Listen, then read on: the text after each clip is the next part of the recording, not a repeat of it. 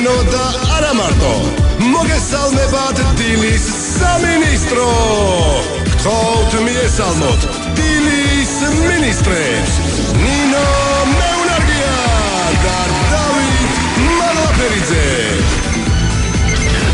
აგიბრუნდით სალომესთან ერთად ჩვენ დილიდან უკვე ვაანონსებთ 1 ნოემბერს ანუ ხვალ ტელეიმედის ეთერით იწყება მეგა შოუ შენ შეგიძლია ცეკვა და როგორც დათომ თქვა ყველა ცეკვა კი ბატონო მოგესალმები სალომე მადლობა რომ ხარ ჩვენთან ძალიან მნიშვნელოვანი კიდევ ერთი პროექტი იწყება ხვალ ტელეიმედზე. ფაქტობრივად შეიძლება ითქვას, რომ ეს ხაზი გააგრძელა ტელეკომპანიამ, მანამდე ცეკვავენ ვარსკვლავები, ახლა შენ შეგიძლია ცეკვა. მოდი პირველი ჩვენი საუბარი დავიწყოთ, რით განსხვავდება ეს ორი პროექტი ერთმანეთისგან და რა არ უნდა აგვერიოს ჩვენ როგორც მაყურებელს.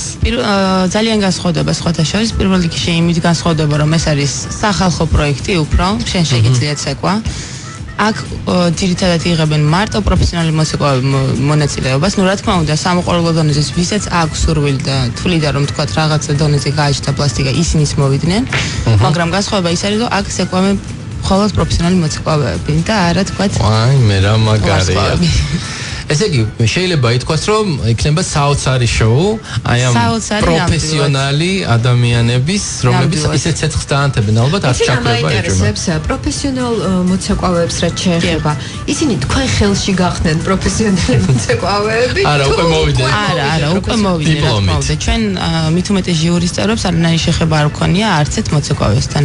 რა თქმა უნდა, ყავს პროექტს ყავს თავარი ქორეოგრაფი და დამდგმელ რეჟისორი დიმიტრი უსარი, რომელიც ეხმარება თქვა რაღაცა მიმართულებები მისცეს მოცეკვავეებს, რომ უფრო მეტად ანუ პროფესიონალ მოცეკვავეებს შორის ერთი მაინც არისო მოყვარული. კი, როგორ არა, იცეღანეს აღნიშნე, რომ იყვნენ სამოყვარულო დონეზეც მოსულები, სხვათა შორის კარგი პლასტიკა აჩვენეს ძალიან. აი, სალომე, ვიდრე თქვა პირდაპირ ეთერში დაიწყება თქვა ლაივები, რომელიც ბუნებრივია ძალიან მაღალი ინტერესით როგორც წესი სარგებლობს ხოლმე საზოგადოების და მანამდე ჩანაწერები უნდა გავიდეს, თქვენ მოგეცათ უკვე შესაძლებლობა ეს ყველაფერი გენახათ. ეთერს მიღმავ საუბრობთ, რა ხრტოვანებული ხართ, თქვა იმ მომზადების დონით, რაც აჩვენეს ადამიანებმა. შეგვიძლია თქვა დაუკავშიროთ ეს თქვა იგივე იმ გამოცდილებას, რასაც ტელეკომპანია იმედი ამდენი წელია მაყურებელს აძლევს იგივე ამ პროექტის სახით, რომელსაც ცეკვავენ ვარსკვლავები ერქვა. ამ დარგის განვითარება თუ რაღაცა პოპულარობა, მე ვფიქრობ, რომ რაღაცნაირად უკავშირდება ამ პროექტს. იცი, ამ პროექტს ცეკვავენ ვარსკვლავებს უკავშირდება ის, რომ უფრო მეტად წამოიწია თქვა სამეჯლისო სპორტული ცეკვები. მაგრამ ამ პროექტში ალბათ მე ვფიქრობ, როდესაც საუბრობდით ამაზე, როდესაც დამთავრდება და დასრულდება პროექტი, უფრო მეტად წინ წამოიწევა ცეკვები სხვადასხვა დარგებში, მაგალითად ჯაზი, კონტემპორარი, ჰიპ-ჰოპი, სხვადასხვა ძალიან ბევრი ჰიპ-ჰოპის მუსიკოსების მოვიდნენ. ანუ ძალიან კარგი იქნება, როდესაც ეს პროექტი დასრულდება, ბევრი სხვადასხვა დარგის ცეკვები წინა პლანზე წამოიწევა და მუსიკოსები იმასაც გაიგებენ, რომ შეუძლიათ სხვადასხვა ცეკვებსაც დაეუფლონ და არა თქვა მარტო ერთი განხრით წავიდნენ. დიახ, სალომე, მაყურებელს და მსმენელს ყოველთვის აინტერესებს თუ რა ხდება კულისებს მიღმა. რა ხდება კულისებს მიღმა? კულისებს მიღმა ყველაზე პირველი ის არის, რომ ძალიან ნერვიულობთ. მოცეკვავეებზეც ნერვიულობთ, მე მით უმეტეს მე თვითონაც როდესაც მოქმედი მოცეკვავე ვარ, უფრო მეტად მისმის მათი და ვცდილობ რომ მაქსიმალურად გვერდში დაუდგეთ სხვა ჟიურის წევრებით და როდესაც გამოდიან და ცეკვავენ მაგალითად თუ არ მოგწონს, მაქსიმალურად ვცდილობთ აუხსნათ რატომ არ მოგვეწონა და არ არის რომ თქვა იცი რა არ ვარგო და წადი სახლში შენ. აი, ყოველთვის კარგად და ისე ზრდილობიანად უშვებთ რომ გავაგებინოთ და თქვა არ იყო ამ ეტაპზე ბზად. ნუ ის რომ ადამიანი არ დაიჭრგუნოს. რა თქმა უნდა. და ნუ ფაქტი ის რომ ესე იგი ქართველი ერი არა მარტო მომღერალი ერია, მოცეკვავე ერიც არის. ნამდვილად უბრალოდ ხელი უნდა შეგვეწყოს მოცეკვავეებს უფრო მეტად რომ განვითარდეთ. რასაკვირველია. მოდი ველაპარაკოთ უშუალოდ ამ პროექტზე, შენ შეგიძლია ცეკვა, 4 წევრი ხართ ჟიურისი. და რა გევალებათ?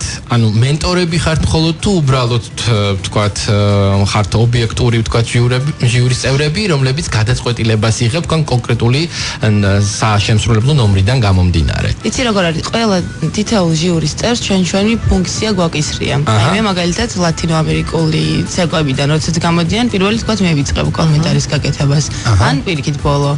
ზაკს უფრო მეტად აკისრია ჰიპ-ჰოპი და ესეთი განხრა. ნათია რთველიაშვილს ბალეტი, კონტემპორარი ჯაზი. დუტა არტისტულობას აფასებს და ლამაზ გოგონებს აფასებს. ამიტომ ყველას ესე ცოტა გადანაწილებული გვაქვს ჩვენი ფუნქცია. და 4-ვე ჟიურის წევრი მაქსიმალურად ვცდილობთ რომ ვიყოთ ძალიან ობიექტურები. დიახ, ეს რაც შეეხება პროექტს და არ შემიძლია ეს მკითხვა არ დავსვა, იმიტომ რომ ეს აინტერესებს ყველას.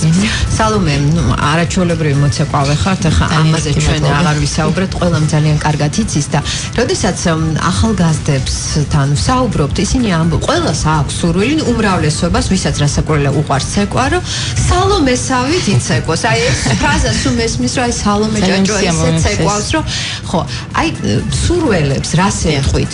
რა უნდა გააკეთონ იმისთვის რომ სალომესავით იცეკვონ? ან უფრო უკეთესად. რა არის საჭირო იმისთვის რომ პროფესიონალი მოცეკვავე გახდნენ? პირველ რიგში დისციპლინა და ყველაზე მთავარი შრომა. არ უნდა ვიყოთ ზარმაცები და მე მაგალითად ესე ვარ. მთელი დღის განმავლობაში 4 საათის განმავლობაში ვარჯიშობ და ვასწავლე ასევე. ყველაზე მთავარი შრომა. მონაცემების, მაგრამ ამ შეიძლება ადამიანს გააჩნდეს რაღაცა დონეზე მონაცემი, მაგრამ ვერ გამოიყენოს, იმიტომ რომ თქვათ არ ივარჯიშოთ სათანადოდ. ამიტომ საჭიროა ყველაზე მთავარი კიდევ ერთხელ ვიტყვი შრომა და შრომა. სურვილი უპირველეს ყოვლისა და კიდევ რა თქმა უნდა სურვილი. ასაკი. რა ასაკიდან შეიძლება დაიწყოს ადამიანმა და ის ასაკი როცა უკვე აღარაფერი აღარ გამოვა. ცეკვა შეგვიძლია დავიწყოთ 7 წლის ასაკიდან ყველაზე კარგი ასაკი არის. ან მე თვლი 8-9 წლიდანაც, იმიტომ რომ ჩემი განხრა მით უმეტეს ცოტა რთული საკვები არის, ამიტომ სჭირდება გონებრივადაც ისეთი უკვე კარგად მოაზროვნე უნდა იყოს ბავშვი, ამიტომ 5 წლის, 6 წლისაც კი პატარა არის. ყველაზე ზღვარი ნებისმიერ ასაკში შეგიძლია დაიწყოთ ცეკვა. უბრალოდ რაღაცა ასაკს, გარკვეულ ასაკს როდესაც მიაღწევ, პროფესიონალურ დონეზე ვეღარ გაგრძელებ, ამიტომ სამყარო დონეზე არის არაჩვეულებრივი, როდესაც იცეკვა. ამიტომ ასაკი შეუძლოვია. მოდი რადგან პირადულ შეკითხვებზე გადავედი, ძალიან მაინტერესებს თავად შე როგორ მიიღე გადაწყვეტილება. კი ერთია მესმის რომ მონაცემი შეიძლება კონდეს და თქვათ მშობელს არ გამორჩეს ეს. მაგრამ თქვათ თუ გავითვალისწინებთ, მაშინ კიდე შეიძლება ამ ხელა თქვათ პროპაგანდა არ ხდებოდა ტელევიზიის ეთერით, ხომ? აი როგორ მოხდა შენთან ამ გადაწყვეტილების მიღება? თავიდან საკვები ძალიან ცოტახანი ქართულ საკვებს. და მე ერთ-ერთი ტელევიზიის საშუალებით ვნახე სამრეჟო სპორტული საკვები, რომელზეც გავგიჟდი. თავიდანვე შოკი მივიღე და ჩემ მშობლებს ვეხვეწებოდი 3 წელი. რომ შევეყვანი ამ საკვებზე. თან არც ვიცოდით საქართველოში არსებობდა თუ არა ეს მიმდინარეობა. მე რაღაც გავიგეთ რომ იყო ესეთი სტუდია თელა. ამაჩემა შედი ისწავლე 1 წელი და გამოდიოდა. შევედი და იმ დღიდანვე ვიცოდი რომ მე არ გამოვიდოდი საკვებიდან და ჩემი იყო პირველივე დღიდანვე ვიცოდი ეს. ანუ ამ შემთხვევაში ეს იყო სალომეს ინიციატივა. კი, ჩემი ინიციატივა იყო, იმიტომ რომ თავიდანვე არ ვიცი, ალბათ შინაგანი გრძნობა მქონდა ისეთი, რომ მოსიყვარულე უნდა ყოფილიყავ. კარგი სალომე, ახლა ძალიან ბევრი უფროსი თაობის წარმომადგენელი გვისმენს და რაც შეეხება მოსაზრებას ორად იყოფა. ბავშვებს აქვთ დაუშვათ კონკრეტული სურვილი იმისა, რომ იცეკვონ, თუმცა არის მშობლების კატეგორია, რომლებიც ამბობენ, კი ეს ყველაფერი ძალიან კარგია, მაგრამ ეს ხელს შეგიშლის სწავლაში, იმიტომ რომ ბევრი დრო აქვს. რას ეთყოდე ამ მშობლებს და ბავშვებს? ხელს არ შეგვიშლის. მე მაგალითად ჩემთვის არ შეუშლი ხელი. მე თვითონ პროფესიით დიპლომატი ვარ სხვათა შორის და საკმაოდ კარგად დავამთავრე უნივერსიტეტი. თავარია იცი რა, ცოტა უნდა უბრალოდ გადავდოთ გართობა გვერდზე ცოტა ხანი. და აუცილებლად გამოგვივა ყველაფერი. რა თქმა უნდა, მე ბოლოს ცეკვა ავარჩიე, მაგრამ საკმაოდ კარგი მოსწავლე ვიყავი და სტუდენტი. ანუ ზოგადად რაც მეტი საქმე გაქვს, უფრო მეც ასწავლ. ნამდვილად მე მაგალითად საქმის გარეშე და მუშაობის გარეშე არ შემილია ერთი დღეც კი. კარგი, მოდი ახლა ისე მეგა პროექტს დავუბრუნდეთ. კი ბატონო, რამდენი ადამიანი მოვიდა, რომელსაც სურვილი გაუჩნდა, თქვათ მონაწილეობა მიიღო და იყო თუ არა ეს ციფრი რეკორდული? სხვადასხვა მოლოდის, ანუ ზღვარს გადააჭარბა, იმიტომ რომ ნამდვილად ველოდებოდით, რომ არ მოვიდოდა იმდენი შემადგენლობა მოცეკვავების, როგორც მოვიდნენ. საკმაოდ ბევრი მოცეკვავე მოვიდა, საკმაოდ კარგი მოცეკვავეები. საბოლოო ჯამში ჟიურის წევრებს ძალიან გაგუჭირდა ბოლოს შეგვერჩია საუკეთესოები. და რამდენი შეერჩიეთ ზალო? 14 საუკეთესოდ 7 ბიჭი, 7 გოგო. და რაც შეეხება ხო აი შერჩევის პროცესს? წყვილის თემა იქნება ისე, ანუ ხა ცეკვან ვარსკვლავებში მიჩვეული ვართო წყვილი. კი, წყვილური ცეკვები იქნება ცალსაგეს, მაგრამ უფრო მეტად წყვილური ცეკვები იქნება. კარგი და ახლა გვაინტერესებს რასაკვირველია ყველაფერი დიზაინერებზე გვინდა გვიამბოთ, რასაკვირველია ქორეოგრაფებზე, მუსიკალურ გაფორმებაზე განვითარებაზე, ანუ ყველაფერზე ამაზე რა ხდება, იმიტომ რომ ნუ ახლა ამ ხელა მეგა პროექტია და რასაკურველია მაყურებელი გრანდიოზულს ელოდება. დიზაინერი ჩვენი უცვლელი დიზაინერია ლაშა ჯოხაძე, არაჩვეულებრივი ადამიანი დიზაინერი. ნამდვილად ჩვენ გქონდა შესაძლებლობა რამდენჯერმე ყოლოდა სტუმრად სტუდიაში. ქორეოგრაფი და დამდგმელი რეჟისორი არის დიმიტრი დიკუსარი, უკრაინელი, რომელიც იყო რამოდენიმე სეზონი ცეკვანუროს კლუბის ქორეოგრაფი. რომელიც საუბარიც არ არის საჭირო არის მეგა პროფესიონალი თავის ამბავში. ამიტომ თვლი რომ გუნდი არის ძალიან მაგარი შერჩეული, ძალიან ძლიერი, ამიტომ იქნება ძალიან მაგარი მეგა პროექტი.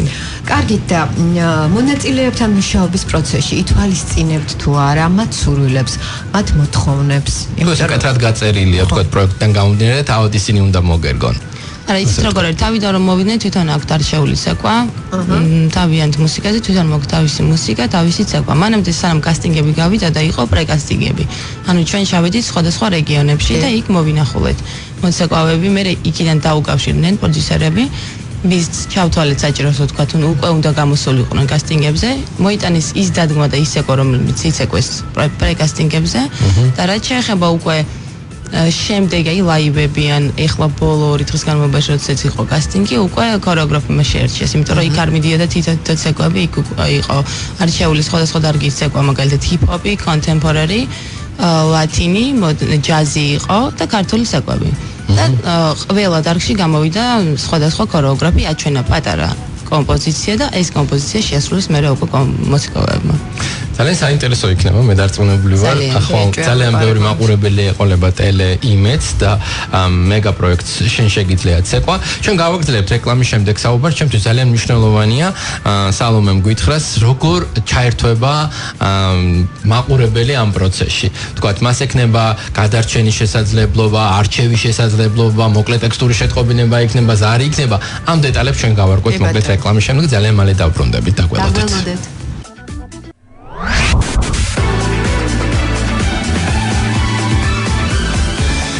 Galvatonebo da batonebo Rigito mokalakeno da aramarto Mogesalmebat dilis saministro Ktot miesalmot dilis ministres Nino Meunargia da David Marlaperidze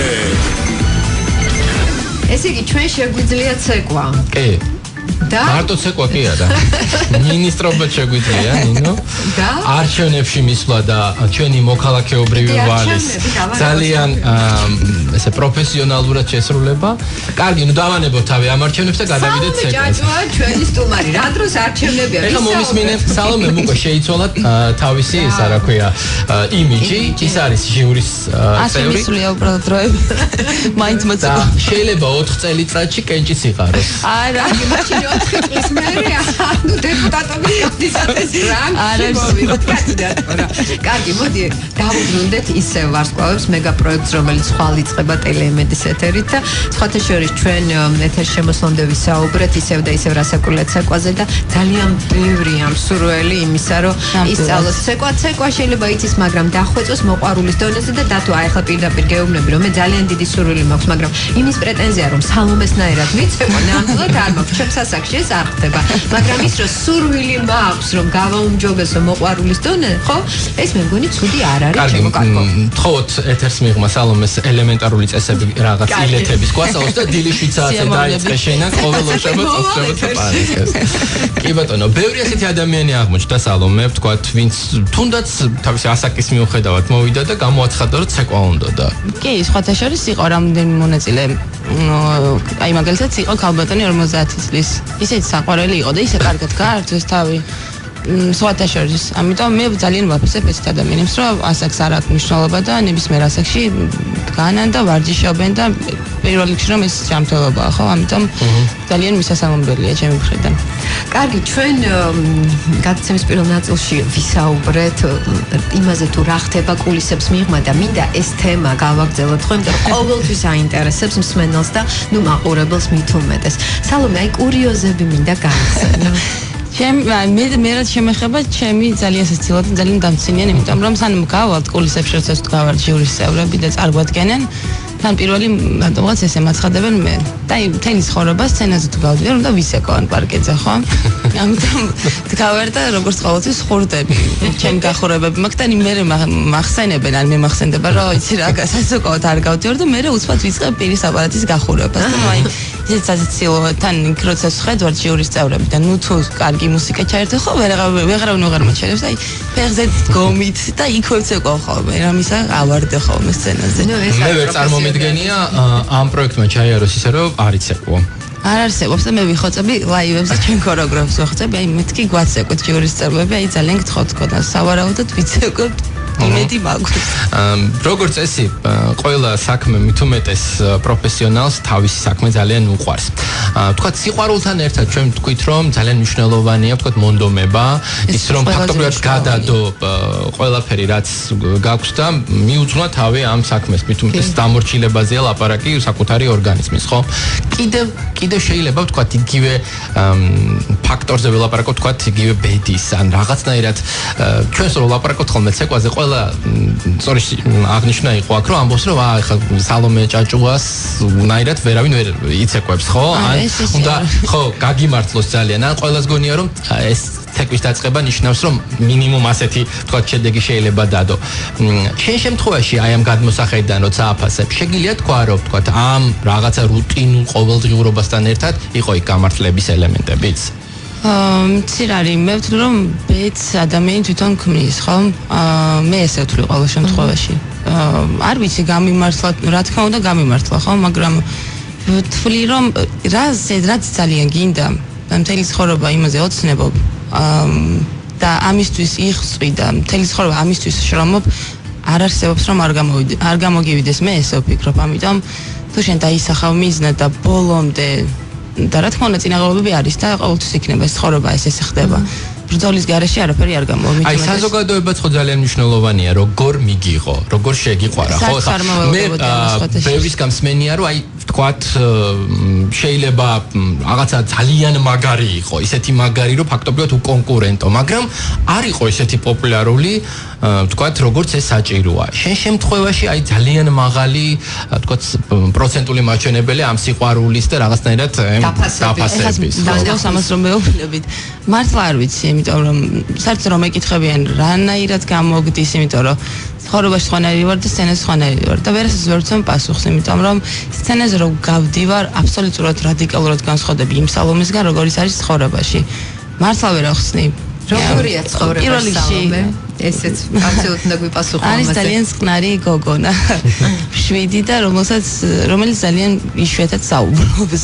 სამსახურის გარდა ამიტომ მართლა ძალიან გავსხვავდები ალბათ იმ დონეზე სიამოვნებს მე ცეკვა და იმ ხელა სიამოვნებას ვიღებ თვითონ ცეკვისგან ეს ყველაფერი ალბათ მაყურებლამდე მიმაგდა გრძნობს ამას მაყურებელი პირველ რიგში ანუ აურას აქვს ძალიან დიდი მნიშვნელობა კარგი სალომე კუმირი ყავს თუ არა მოცეკვავები მოცეკვა რასაკურველი მე ვთვლი რომ შენივე სფეროში კუმირი არ უნდა გაგაჩნდეს რა თქმა უნდა ყავს მოცეკვავები რომლებიც მომწონს ძალიან მაგრამ კუმირი არ მე თუ ჩავთვალე რომ ვიღაცა კუმირი ყავს ჩემ სფეროში მაშინ მე იმაზე უკეთეს ვერასდროს ვერ გავხდები პატარა რო იყავი მაშინ რას ფიქრობდი პატარა რო ვიყავი რა თქმა უნდა მყავდი კუმირები და პატარა რო ვიყავი იმაზე არც ფიქრობდი თქვა კი აი რა მაგარია მაგრამ მე ჩემს ეკვაზე ვფიქრობდი მაგრამ კუმირი არ გამაიჩნია არ მყავს მაგრამ მყავს რამოდენიმე ისეთი გამორჩეული მუსიკა რომელიც მართლა ძალიან მომწონს ძალიან საინტერესო მოსაზრებაა ხო ესე იგი თუ კუმირი ყავს მაშინ ვერასდროს ვერ გახდები ხო მე თუ ჩავთვალე რომ ის რაც დაუშვათ დღეს არის სალომე ხო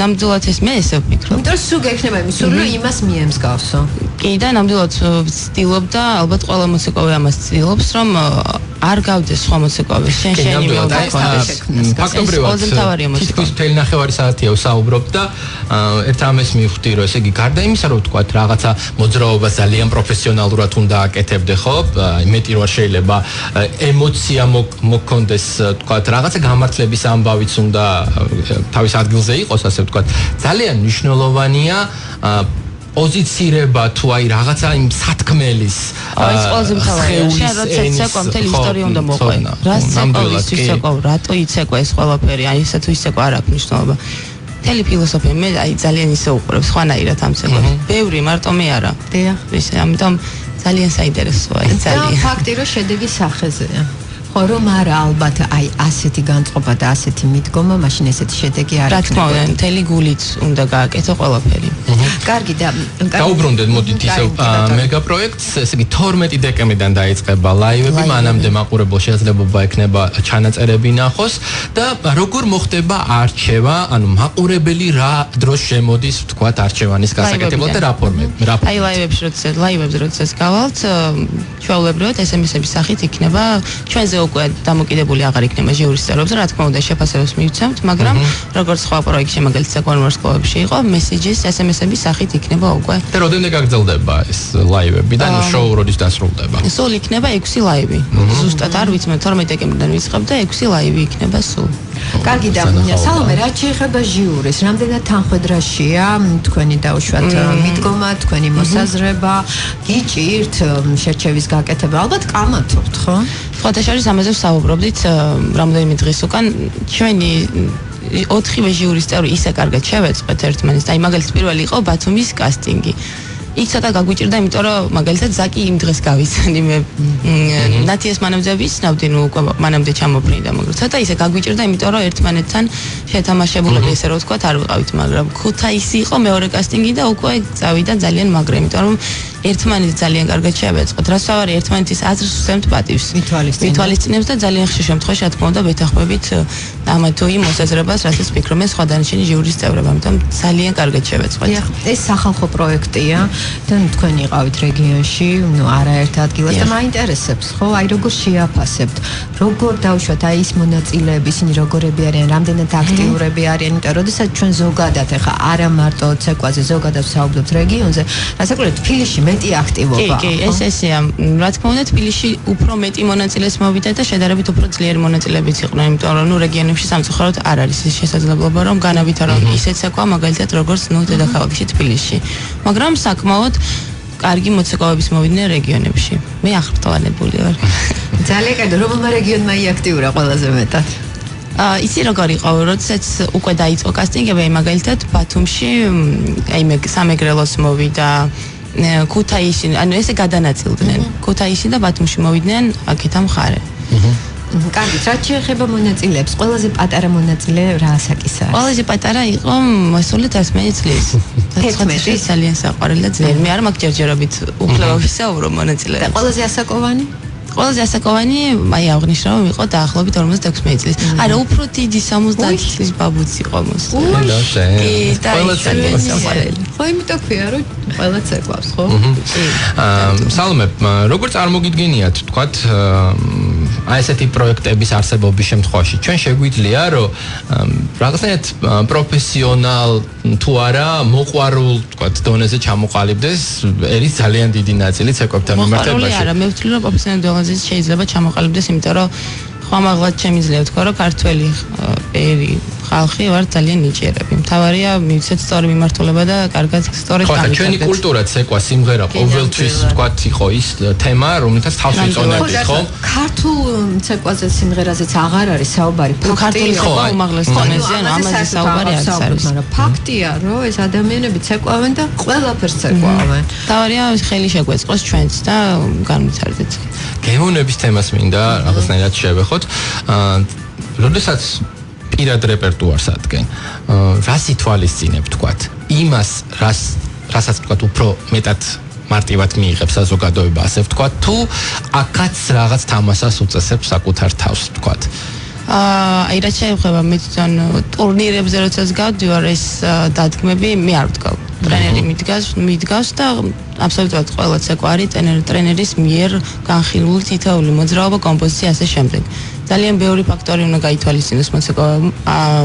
იქ იქნება იგივე ტექნიკა, როგორი დადგმა იქნება, როგორ მოიხდენ, ყველა მოძრაობა შეიძლება არ მოგიხსნას და არ არსებობს ახლა ვიღაცას გამოდიოდეს აბსოლუტურად ყველა მოძრაობა ამა თუ იმ დარგში. ამიტომ სწორედ ვირგებთ და გვირგებს ტრენერი კომპოზიციებს. შეეხება ის შოუებს, აი ხა მე მაგალითად მხოლოდ ერთადერთ შოუში მაქვს მიღებული მონაწილეობა ცეკვანვარს კლუბი და იქ უკვე ჩემ ცეკვას არ ვითვალისწინებ ჩემი მეწყვილეს, იმიტომ რომ ის არის არაპროფესიონალი და მაქსიმალურად ვცდილობ ხელი შეუწყო და მოვარგო ის მოძრაობა და ის ფიგურები, რომელიც მას გამოვა. აი სალომე, ყოფილა ისეთი შემთხვევა, რომ ფაქტობრივად მთელი ნომერი თქვენ გიცეკვიათ. არა, ესე არ ყოფილა, რა თქმა უნდა, ჩემ მეწყობასაც უცეკვია, პროექტს გულისხმობ. ისე არა. აი შეფასებების დროს საკმაოდ მკაცრად გახასიათებდნენ ხოლმე პარტნიორები. ვთქვათ, აი ცეკვის პროცესში თუ ყოფილა, ხა ჩვენ ხედავით ბუნებრივია ეს ცოცხალი იყო და ყველას შეეძლო რა ენახა და შეეფასებინა, რაღაცა გითქვამს ან ხო, მკაცრად არ უბრალოდ ვარ ძალიან მომთხოვნი და მე ვთვლი რომ ეს სცენაზე გადიხარ, ძალიან დიდი პასუხისმგებლობაა და მაყურებელს უნდა წარუდგინო ელემენტარული რაღაცა ცეკვა მაინც და არა ერთი-ორი ნაბიჯი გადაადგა და ნახევარზე მეტი გეშლებოდეს. ამიტომ ვარ ძალიან მომთხოვნი, კაცრი არ ვარ. ამიტომ თუმცა მე ვიცი რომ ძალიან კომფორტულია თქვენდა ერთად მუშაობა. ხო, ძალიან მოწონთ, იმიტომ რომ თუ შემნაირად არ არიან ზარმაცები, თვითონაც ძალიან დიდ სიამოვნებას იღებენ. და მე მგონი გარდა ამისა კიდე ძალიან მნიშვნელოვანია დუეტში საქმის კეთება, იმიტომ რომ ერთ შედეგზე გადიხარ და ძალიან მნიშვნელოვანია რომ ისევე იმუშაო საკუთარ თავზე, როგორც ვთქვათ პარტნიორზე. და რაც შეეხება დუეტს, ეს არის ძალიან მნიშვნელოვანი თემა. და დუეტის მუშაობა, ხა ჩვენ გვაქვს ეთერის გამოცდილება, აი მაგალითად მე და დათო ვარ დიდი ხნის მეგობრები და შესაბამისად ეს დუეტი ეთერში შედგა. თქვენ შემთხვევაში როგორ არის ცეკვის შემთხვევაში? ამასაც ძალიან დიდი მნიშვნელობა აქვს, როგორ შევეწყობით ერთმანეთს. აი მართლა ხშირად ყოფილა წყვილები დაშლან, იმიტომ რომ ვერ შეთავსდნენ. შეიძლება ორი ერთნაირი, ორი სხვადასხვა, აი ძალიან კარგი ძლიერი მოციქულები იყვნენ, მაგრამ ერთმანეთთან ვერ გამოვიდეთ. ხშირია შემთხვევა, მაგრამ ხშირია შემთხვევა რომ შეეწყდნენ. ეს დამოკიდებულია ალბათ ადამიანებზე უკვე. თუმცა ალბათ გამოცდილებასაც და პროფესიონალიზმს ძალიან დიდი მნიშვნელობა. ხვალ რომელ საათზე უნდა დავსდეთ ტელე ეკრანებთან და რომელზე იწყება ეს შოუ?